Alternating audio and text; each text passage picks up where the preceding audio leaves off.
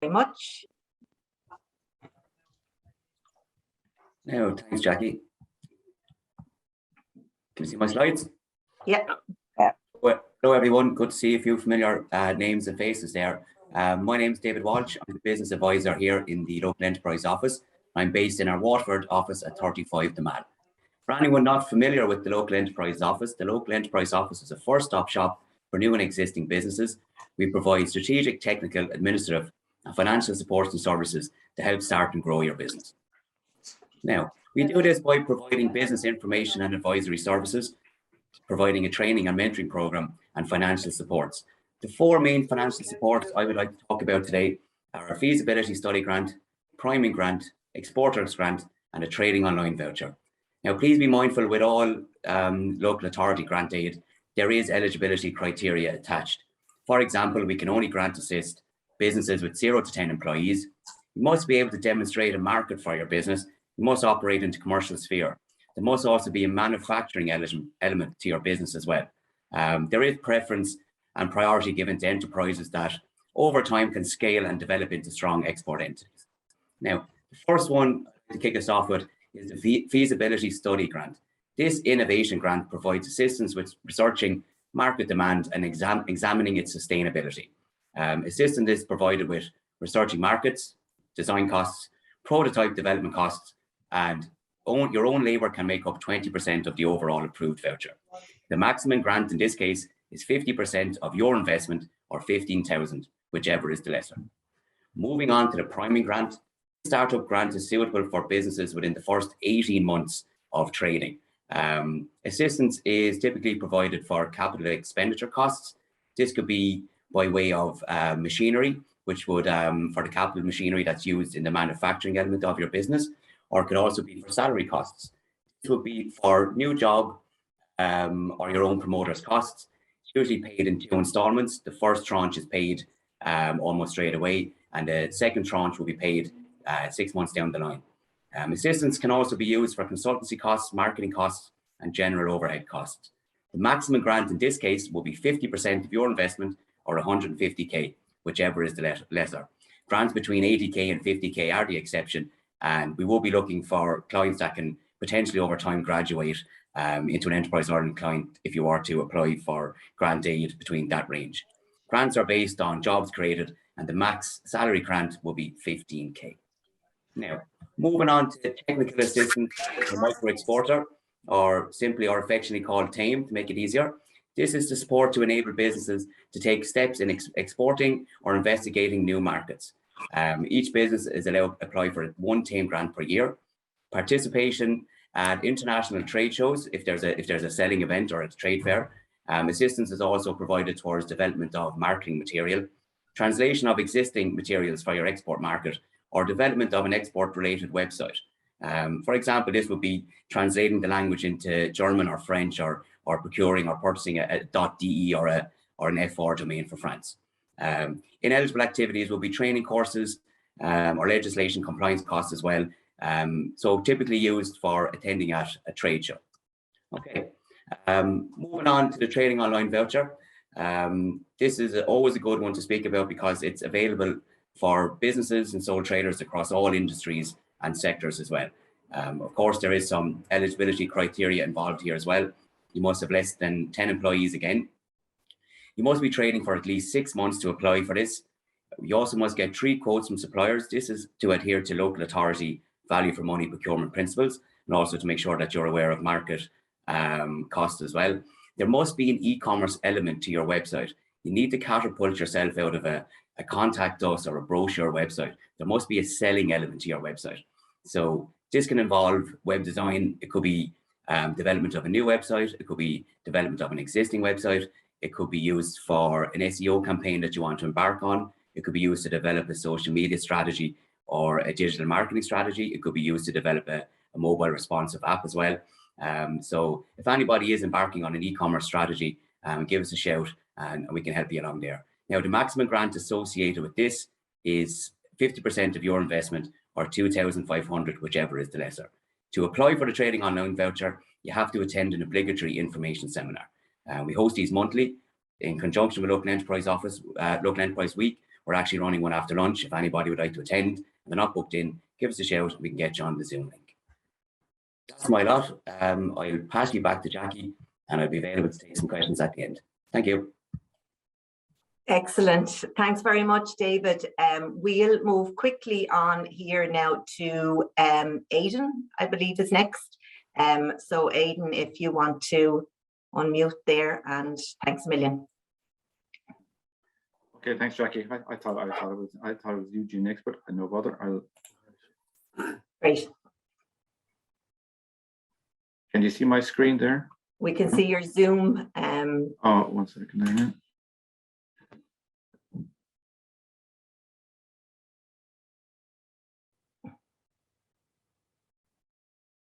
Can you see that? Starting there now. Yep, perfect. Thanks, Aidan. Thanks, Jackie. Thanks, David. So my name is Aidan Shine. I'm CEO of Southeast Business Innovation Centre, or Southeast BIC for short. So in the short space of time we have, I'm just going to give you a quick overview and some background on the BIC and who we are, a summary of our services, and also an overview of the Halo Business Angel Network, which we manage here in the Southeast as well. And today is called Roadmap to Funding, and I suppose we're different from a lot of people on the call. We don't provide funding. What we do is signpost our clients to funding. So Southeast BIC, we're a not-for-profit public-private partnership. We're 27 years in existence, working with startups in the Southeast region. And we would get our primary funding from Enterprise Ireland to work with innovative and scalable startups in the region. And we're also a member of the European business network called EBN. And that's a network that was established to manage the BICs in Europe. The BICs were established in the early 80s by the European Commission. And we're part of a network of 110 certified BICs and 40 associated members around Europe. And our goal is to work within the regions to encourage entrepreneurship and to encourage the ecosystem and the development of that ecosystem to promote entrepreneurship and regional development. So where we fit, and again, there's a health warning with this. It looks very, very linear, but it's just to kind of give you an idea where the BIC fits in. So the local enterprise office is typically the first port of call for entrepreneurs and startups looking to explore an idea.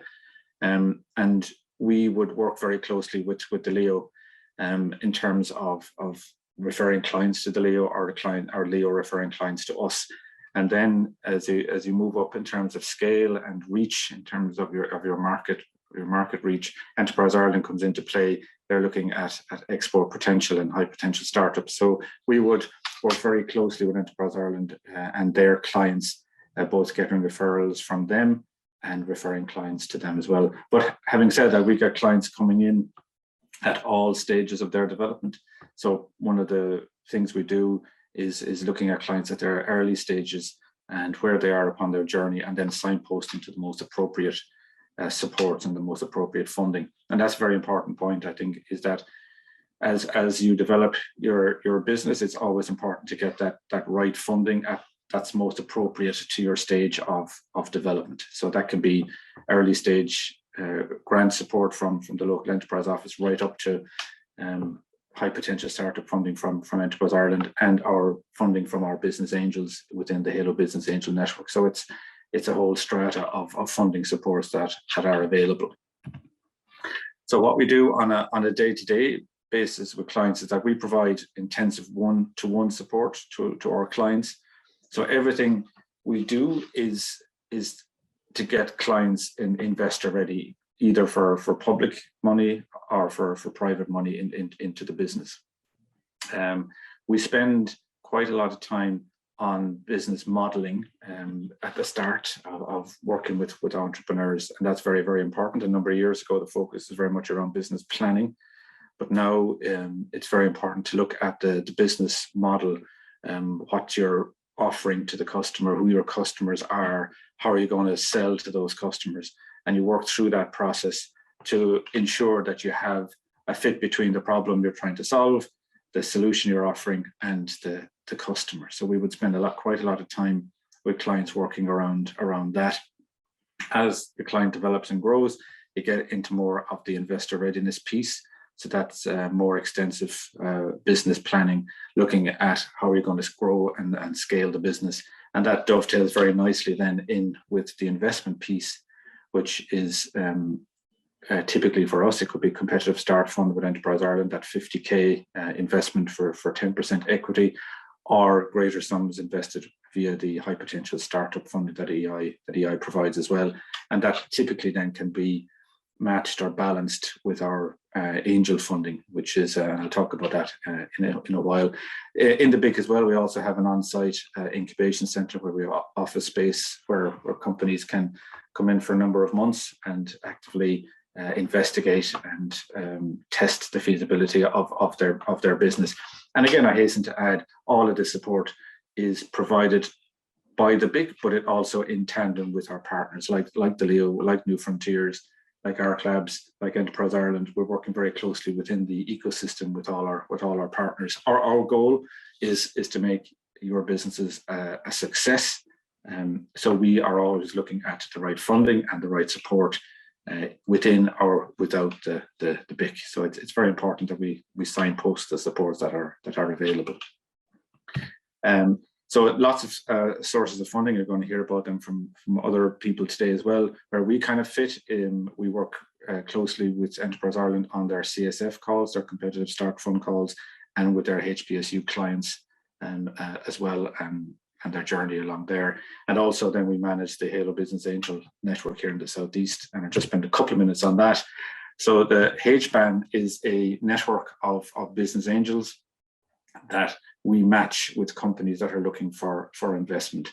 So it's a joint initiative of Enterprise Ireland, Intertrade Ireland, and Invest Northern Ireland. So it's a very structured way of matching companies with investors. So you've all seen Dragon's Den on the television. So basically we do every 6 weeks here in the Southeast, we have 3 or 4 companies that pitch for investment to a panel of our investors.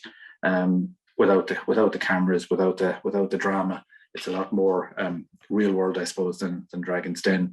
But since 2007, HBAN has had 647 deals, 71 last year during the pandemic, which was some achievement, and 18 million euro was invested last year by our angels on an all island basis.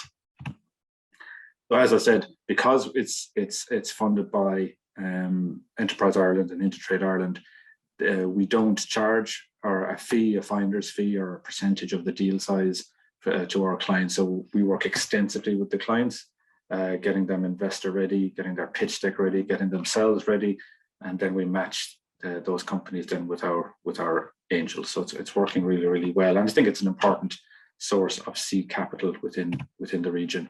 That's how it works. You can see us there in the Southeast. We're called CBAN, the Southeast Business Angel Network. I spent a lot of time coming up with that name.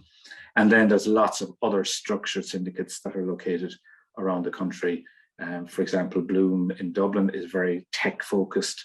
You have Iris in Limerick is medtech and life sciences. So there's some specialize in particular sectors. There you get a breakdown of the sectors that we're kind of targeting within the network. Heavy emphasis on IT, but a broad spectrum. Food, beverage, and ag tech is there as well. So a broad sector of startups are looked at. So we're looking for ambitious, growth-oriented companies, really laser focused on what they want to do. Strong management team is also really, really important, and obviously scalable and with potential, so that it allows investors to make their investment and then exit in 5-7 years or whatever. So that's me. Our contact details are there, southeastbic.ie. Follow us on Twitter at southeastbic and LinkedIn as well. You get updates there on our events and some information and our newsletter, etc. So thanks very much, guys. Great. Thanks very much, Aidan. Oh, bit of feedback there. Everybody's on mute. Yeah. Okay. Sorry. We'll move on quickly to Eugene Crehan, who's going to run through New Frontiers with you this morning. Thanks, Eugene. Thank you, Jackie, and thank you, David. It's good to be here. Let me just see if we can share that. Hopefully you're seeing my screen now. Yep. Okay, good. Perfect. Yeah. Thank you. Slide. Okay, look, good morning. Eugene Crahan is my name. I run the New Frontiers program in WIT. And I think like David said and Aidan said, we all are part of this startup support system. So I work closely with David and Jackie and Aisling and Brian and Aidan in different ways and at different stages of the startup journey. So just a quick overview of New Frontiers then. So New Frontiers is supported by Enterprise Ireland, and it's run in all of the institutes of technology and some of the technological universities in Ireland. In the Southeast, we run it in collaboration with IT Carlow. We're soon to be merged with IT Carlow to form the Southeast Technological University in May. So we do, as I said, work very closely together with entrepreneurs right across the Southeast. The target ideal participant from New Frontiers is somebody who has an innovative, creative idea, and they can show some commercial evidence that there is demand for the solution. So therefore, they've identified a problem and that this solution addresses that problem in the market. And we're looking for people who are ambitious, who want to grow that business, who want to internationalize, want to create jobs, and want to grow the sales. And we would be hoping that within a 3 to 5 year period, those companies would generate at least 5 jobs and $500,000 in sales. So they're the kind of outline targets for that.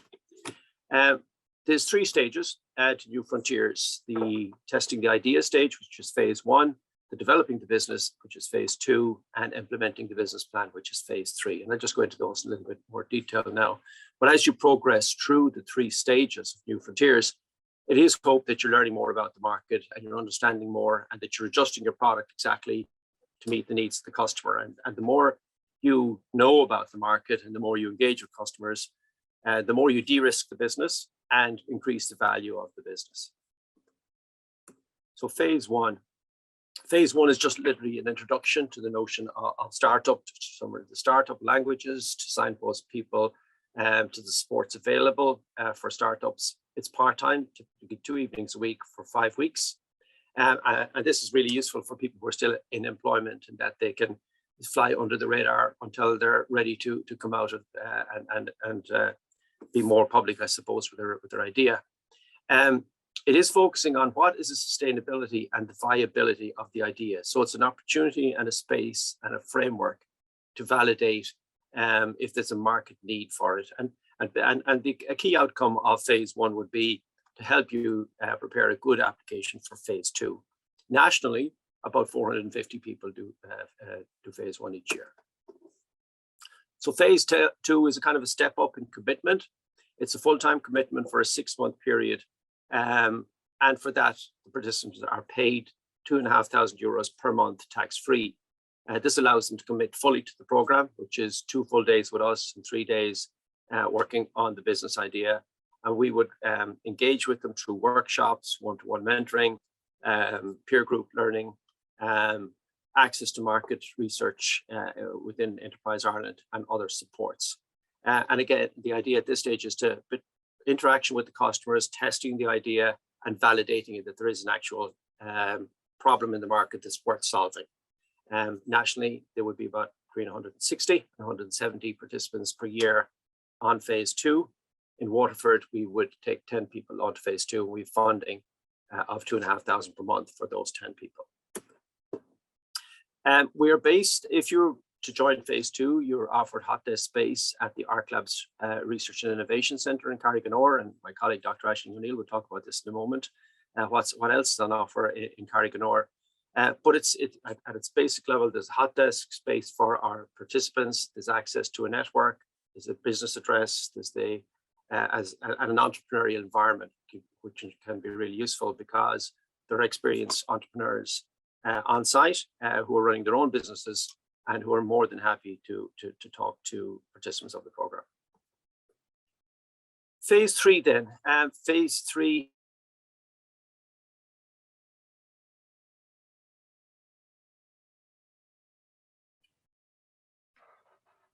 Have we lost Eugene there? Yeah. Have I lost everybody? No. No, I can hear you. That's good. I did a little panic there. No, it's unusual. It's unusual to lose Eugene when he's on the same network as myself and Liam. I can still see Liam moving a little bit there. Eurovision here now. I'll be going, Eugene, can you hear us?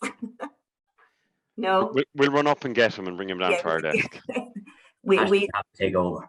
Yeah, no, we might move on. I know Eugene has to leave anyway, so as all have mentioned earlier here this morning, we work very closely together anyway. So if there are any questions about New Frontiers, one of our panel will be able to go through them with you, answer them. So our next up is Brian Fives from Enterprise Ireland. I suppose ultimately that funding for our key partners, our key stakeholders there is coming through the Department of Enterprise, Trade and Employment and into the local enterprise office, the New Frontiers programs, the BICs, and the research centre, which Aisling is going to talk about, and more recently REDF type funding, which is things like the projects like InsureTech in Carlow, SEAM in Watford, and Kinetic Labs, which basically is potentially startup space for people in the various sectors. So moving on, just to look at, I suppose, how our client companies did, particularly in 2021. So our client companies employ just over 209 to 8,000 people, which is a net gain of nearly 12,000 jobs in the year that was 2021, which is a significant achievement given the pandemic that we lived through. And I suppose 68% of the jobs are outside of Ireland. And from a Southeast perspective, it's important that we had 7% growth in employment in our client companies in the region, just to maybe make note of that. And then I suppose just to look at where Enterprise Ireland sits in terms of the startup, and we're all about startups here today. So really, where does Enterprise Ireland sit in the startup journey for client companies? So I suppose from a startup stage, the New Frontiers program is pretty much available around the idea generation and the concept development. And then we would see projects that graduate in effect out of New Frontiers program, looking to the local enterprise office for support to validate the business idea. And our first direct company, our contact with client companies then comes around the HPSU support that Eugene has mentioned, which is around the New Frontier, our competitive start fund, and it's around actual HPSU type funding, which is a larger scale funding. But I think it's important for early stage promoters to be aware that Enterprise Ireland would sit on the New Frontiers program in terms of looking at projects coming through, and they would also sit at the local enterprise office evaluating projects. So we have visibility on projects that are coming through the system. And if you just look at previously at our projects that were successful under competitive start funding, it's probably worth noting that half of them have participated on New Frontiers programs, and 2/3 of them have previously got support from the local enterprise office around evaluating and developing the ideas. So just briefly looking at some of our big successes from a regional perspective. So if we look at, again, Immersive VR, one of our client companies, and we look at the funding journey that they went on prior to their launch on the stock market. I think they attended New Frontiers, they got some supports from that. They then went on, they got additional support from the local enterprise office, and then they applied for competitive start fund. And not to mention, they also got soft supports from the likes of East BIC to help them validate and develop their business plan. They were approved larger scale funding then from Enterprise Ireland in 2006, and they would have got soft supports in terms of participating on the HPSU Founders Forum program, which I can touch on, and the Female Entrepreneurs program. So there's a lot of supports there which allow promoters at particular stage of development participate and work together with other companies who are facing the similar challenges, and some of them will have found a way around those challenges, and it helps them develop their offering. So just briefly to look at what does a HPSU look like from our perspective, and what is not a HPSU from our perspective as well. So I suppose really, and Eugene has touched on it to a certain extent, we're looking at innovative solutions. We're looking at companies that have the ability or the capacity to generate sales in excess of $1 million in 3 years, which is fairly challenging, led by a management team as opposed to one individual founder, and with an export focus. And I suppose then just on our right, then we have UBO Services, Halo Care, Ecometrics, and CR Payrolls, recent high potential startup funding projects that EI would have invested in. And I won't mention Klearcom because Liam is there. He'll talk about it later. So typically what's not either eligible or is not typical of our high potential startup companies. Professional services, so the likes of accountancy bodies, etc., any of those type of professional services where customers ultimately want to deal with one individual person within an organization, that limits their ability to be exportable. So it's just, while it might be eligible, it's just very untypical. And this whole concept of the marketplace, and where is the innovation within a marketplace? So for example, companies like Adverts or Done Deal, those type of companies that are just advertising services, they don't fall in under our typical HPSU type funded projects. Again, distributors, so we can't support distributors because of the lack of exportability and the fact that the innovation or the IP probably resides with some foreign franchisee type of owner as such. So we don't support those. And the domestically focused barrier is a problem as well. So although companies might employ more than 10 people, they must have a real appetite or have the potential to develop an export market. The one that you might find a little bit unusual is the B2C model. So while it is eligible, it's just very difficult for an Irish company to develop a brand because the Irish market typically is small. So if we look at our 100 or so HPSUs that we typically approve annually, you'll probably find 10-15% of them are in that B2C solution. They're unusual type of food projects. For some reason, they need to raise a lot of money and they need to scale quickly. But typically our food companies would grow slowly. They'd grow through the enterprise board and then they might transfer over to ourselves, not as a HPSU, but as an established client, which is also possible. I suppose I've mentioned a couple of times that typically our first interaction with client companies where we work directly with the client companies is through the Competitive Start Fund, where we invest 50k in the project for 10% of the equity, full equity of the company. So typically we're talking here about early stage pre-seed companies as such, companies that are hoping to raise additional funding, but they need to validate their market opportunity. They need to complete a technology or complete a product to allow them raise some sales, and that sales then attracts the external investment. So that's pretty much where they're sitting there. Because it's a competitive process, there's closing dates, and our next application or the next close date is tomorrow. So if anybody's here is on the call, you need to get working in terms of completing an application. But to be honest, it's gone at this stage. You know, you really need to be working at this for a period of time, because there's a couple of challenges that need to be faced. And one is around clearly articulating the problem that you propose to solve. And that's the big question. And then validating that market. And also we expect, before we offer competitive start funding to projects, that we expect them to have some level of a minimal viable product and a live testing of that. I've just mentioned the Founders Forum, and then that's ultimately for projects that we invest HPSU funding in. That's ultimately a forum for them to work together to help them develop their projects.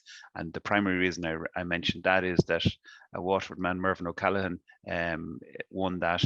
He was the founder of the year last year, which is great news and great to see. And then finally, we have this portal, which is the Start in Ireland portal, which really is, I suppose, a database for early stage promoters to identify what's happening in terms of starting a project in Ireland by sector and by region. And I'd welcome any questions afterwards. Thank you. Thanks, Brian. And my apologies, I caught you there on the hop because Aisling was actually next on the agenda. So apologies to Aisling and Brian there. No bother. So yeah, so look, Aisling, we'll bring you in next, and I don't believe you have a presentation anyway, do you, to share, Aisling? No, I Perfect. said I just chat because Perfect. the technical issues can sometimes be a funny one to navigate. Overbearing. Good morning, everyone. Good morning, everyone. My name is Aisling O'Neill, and I manage the ARC Labs Research and Innovation Centre here on WIT's West Campus. I have Liam on the call as well, so Klearcom is coming up next, and Liam's one of our clients, and actually Mervyn O'Callaghan is one of our current clients as well, as is UBO Service. So you'll see a lot of the high potential startup companies as they develop will generally incubate and scale and grow from ARC Labs, which is something that we love to see. I'm delighted that the local enterprise office put this together, and David and Jackie, I think it's really brilliant to get all of the stakeholders together to really demonstrate that it is an ecosystem. It is a number of people and a number of different ways that are here to support you as you start and scale your company. We're all working to the same mission, which is to establish really innovative and interesting companies in the Southeast, so that we're creating that sustainable regional economy that will have lots of really interesting jobs and things going on here. And yes, generating a little bit of wealth is always welcome too.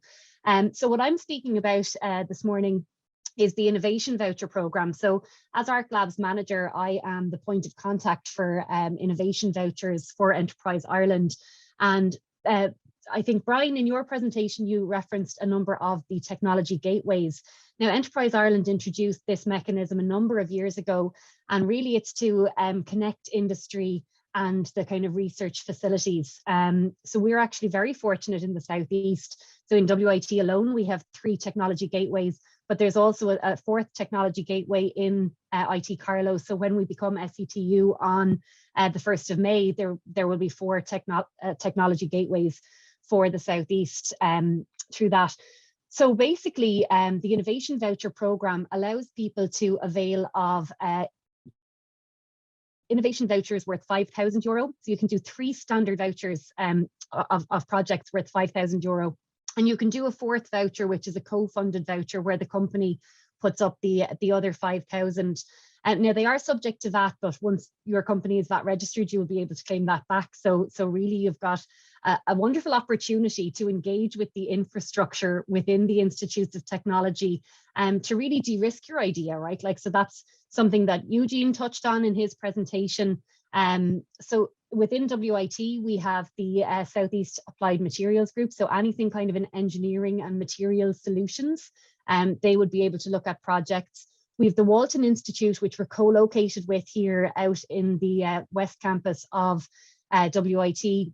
And there are ICT and digital technology research groups. So again, we've got amazing facilities out here. We have a mixed reality lab. We have a satellite communications lab. We have an amazing data center and lots of expertise in a number of different areas that can be really valuable to anyone who's looking to develop something in the technology space.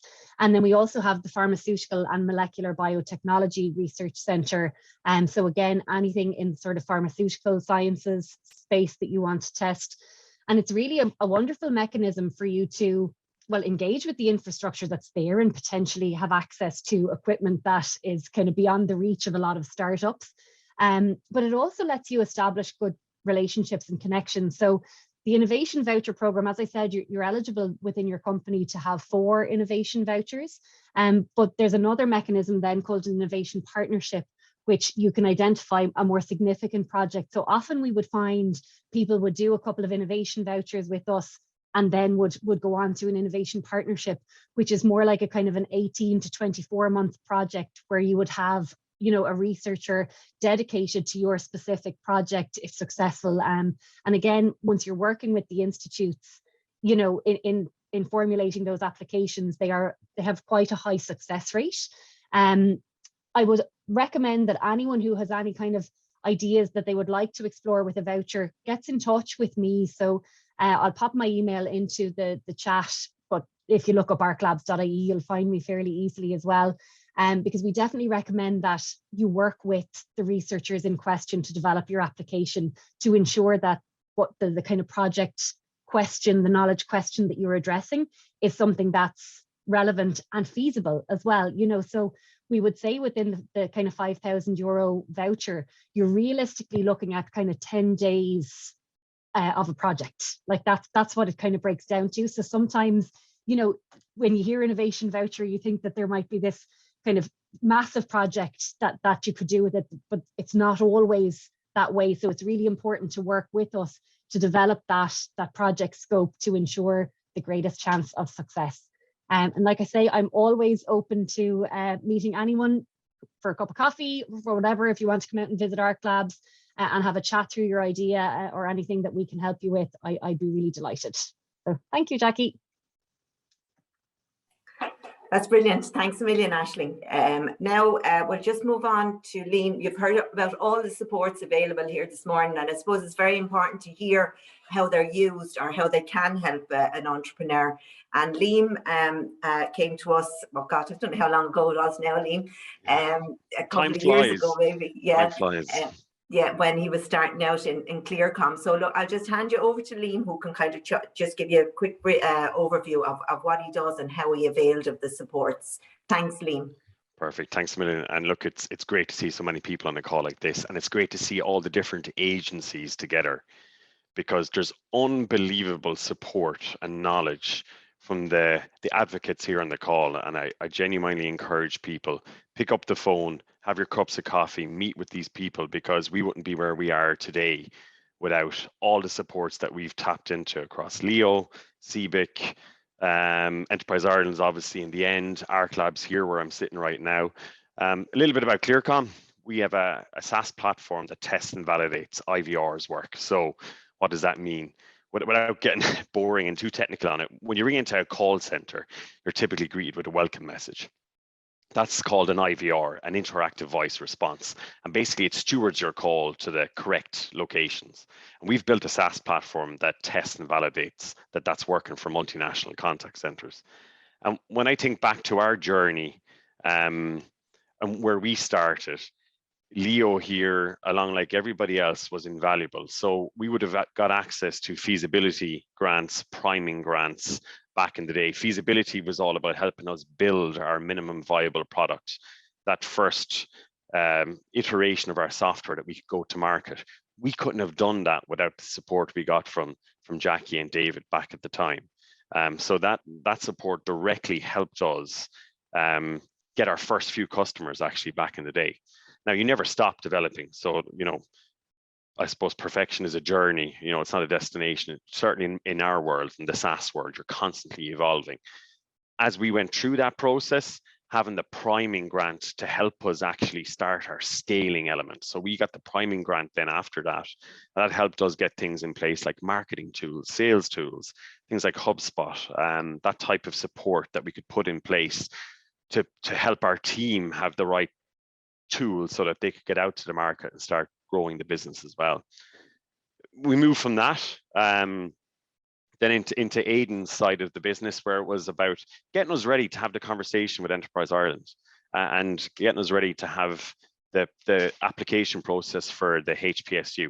And again, like the knowledge that we got and the help that we got was invaluable. And what I found in our journey is that all the different agencies are helping each other. So for example, I might be talking to Jackie and David here about something, and I come up with a question, they'll go, no, that's not us, but that's into CBIC, and you'll get advice and help there. And then Aidan, the team there, were just invaluable with helping us get our proposition, our application process ready. Two things just what I think about in the application process. It's not scary, it's not daunting. Don't worry about that, but you do need to have your homework done.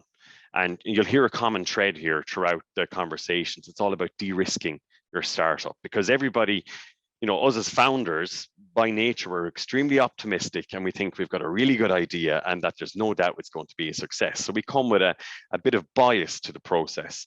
And what I find is that all the agencies that are on this call here today help you de-risk your assumptions and ultimately help you become successful in what you want to do.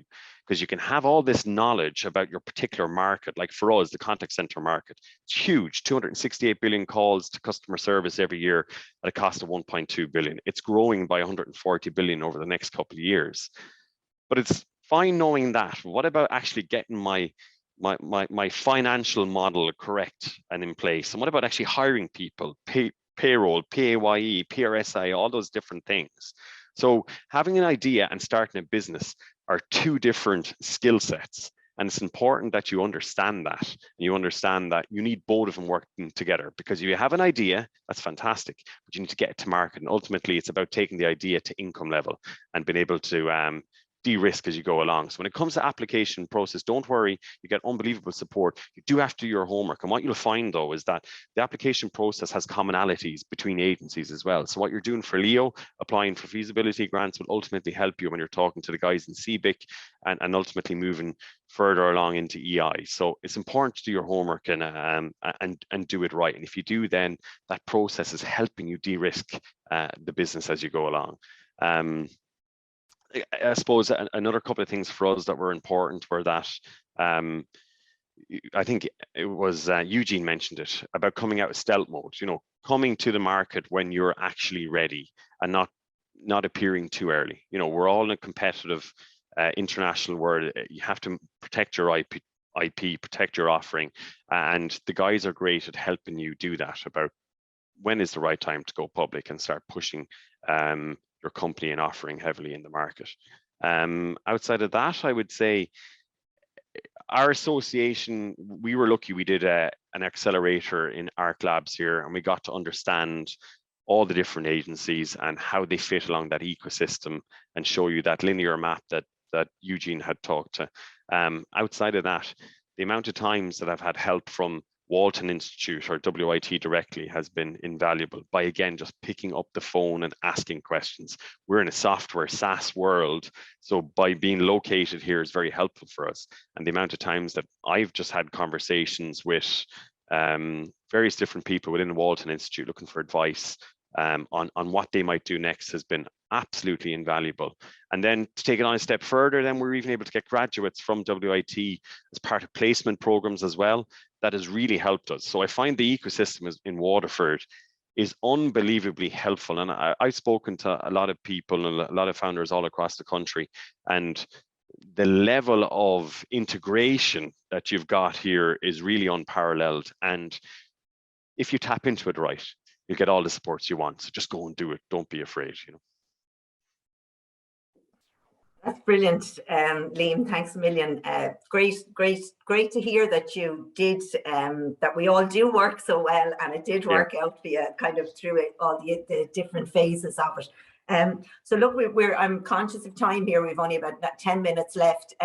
Just one of the questions that we have in on chat is for the Leo, so it's for David. I'll leave David answers here. Is it possible to get a no interest loan up to €5,000 for starting a business which is not innovative, like a coffee trailer? Yeah, I'll answer that one. Thanks, Jackie. The person could look towards a Microfinance Ireland grant in that instance as well. There's zero interest and zero repayments for the first 6 months, but you do have to start repaying the Our Lending Institute on the 7th month onwards. The local enterprise office are actually an agent for Microfinance Ireland. We can assist in the preparation of the paperwork, the business plan, and the cash flow to send it on. And the interest rate is 4.5% when sent via the local enterprise office. So to contact yourself at the local enterprise office, and that's 0% for the first 6 months. Is that what you said? It is, yeah. Perfect. Interest free. Just Jackie, can I just come in on that? I'll just come in on that point, because again, we would have tapped into Microfinance Ireland loan as well. And again, the commonalities from the application process and all that hard work of getting your product market fit, your market sizing, all those elements. Once you do them well and you do them right, you're able to use that information and knowledge, not just in Leo, but in CBIC and EI as well. So take your time and get it right. And I think Brian mentioned it about, you know, there is a process to this. And the process does help you understand your business better at the end of the day, because it's taking elements. Again, we're very optimistic, biased founders, and what the application process does is helps you look at other elements of the business and de-risk it for you. So by virtue of doing the application process well, it already makes you have a higher percentage chance of being successful. Yeah, it's fair. Like everything kind of works and continues on from each phase, doesn't it? Kind of adds to what you have then for the business going forward, like you say there. There are no other questions, but something that we do. Can I ask a quick question? Can I ask a quick question? Just David, when you were doing your presentation around the priming grant, you know, it's probably the most substantial grant that you provide. And I just found myself wondering, you know, does the priming grant work in an individual application, or is it possible for a startup over time to make multiple applications for the priming grant up to the threshold of funding, or is it just one time and you get what you get? And actually, the primary grant is for the first 18 months of trading. And I think from that will be a business expansion grant, but that would be 18 months plus. I suppose we just focused on the primary grant because it was for startups here. So we under the presumption that it'd be the first 18 months, but there is, you can advance on and move on to a business expansion grant, which will be very similar with new staff hires and capital expenditure as well. Does that answer your question there? Yeah, I suppose jumping in on that, David, I suppose there can be multiple applications from a company, from a business to get to that threshold, you know, be it across the priming and the business expansion. I suppose, Aidan, if I might ask you here, you mentioned that having a team around you is very, very important when you're starting up a business. Does the team have to be employees or can they be just advisors? No, not at all. At the early stage, I suppose it's too expensive to kind of buy in the team and build a team. You don't have the funding to do it. No, it's getting, you can use either contacts you have yourself or within your own network to bring their advice and expertise in, or use the expertise within the Leo, within the BIC, within the mentors that you guys provide, the mentoring panel. So no, it's not specifically have employees in place. It's what expertise is being brought in. Now we often see, I suppose, that you have to be careful as well. We see presentations with advisors, and we wouldn't be slow if we know those people to ring them up and ask. So if you put down somebody's name, make sure they are actually working with you, that you just haven't had a chat with them once, because it's their name as well. So no, to answer your question directly, team is really, really important, and that's a process that any startup has to go on as they develop and grow and as funding becomes available. And oftentimes for angel funding, for example, one of the key uses of angel funding would be to build out the team, would be key hires within specific areas. But no, for startups, it's all about tapping into any networks, any expertise that you might have either yourself or, as I said, via mentoring from the Leo, for example. Is a very practical and positive way of getting expertise at the early stage. Yeah, perfect. I think Aidan, just to support that, I suppose from an EI perspective, even when we have promoters who identify that they're strong in particular areas, they might be strong in IT or such, but they might say, oh, I have a blind spot for marketing or for whatever. Even identifying the fact that you're strong in one space and you're weak in the other, and you know you're looking for a management team to fill that out in time when it's appropriate. I think you know that gives a lot of confidence to somebody like potential funders or to Enterprise Ireland. I'll come in on that as well, Jackie, just to speak to that. Yeah. Back in the day, we would have leaned heavily on Aidan's team from a financial perspective, because that would have been our blind spot and our weakest spot. We wouldn't have had a financial controller at the time, but it was the CBIC guys that helped us in terms of that particular blind spot, looking at the risks, looking at our assumptions, looking at our whole modeling, cash flow, cash burn, all those types of things that got us ready to ultimately then, when we went to go for our funding, we ended up working with DBIC and the Bloom Syndicate and the guys in EI. But it was through this process that we got there. And if we didn't have like the CBIC team, we wouldn't have been able to de-risk that. And a bit like Brian said as well, that you're coming to the table saying, we have expertise technically, we have expertise commercially, operationally, this is our blind spot, and that's what funding is going to help in terms of the business going forward. So it's very important to know where you need that help or that team outside member to come in and help you when you are going, and asking for help is vital, I think. Being able to ask no one that you need. There's never there's no question that's too stupid to ask. Totally. You can be a bit insecure about asking these questions, but genuinely, the more you ask, the better, because you don't know what you don't know. Yeah, no, absolutely, absolutely. And there are many people out there who have done this before, or seen people that have done this before, and it's important that you take their advice. And like you said, ask, no matter how stupid you think it is. There's a question in there, is there funding for purchasing a good computer and printer and for stock as a sole trader? Well, I suppose I'll just answer that quickly here, but like from a local enterprise office perspective and any of the others, stock is definitely not eligible under funding. The computer and printer would very much depend on the type of business you're in. Sole trader or company doesn't matter in relation to stock. So it would be the type of business you're in. And the majority of it is around innovative businesses or manufacturing, others with potential to export.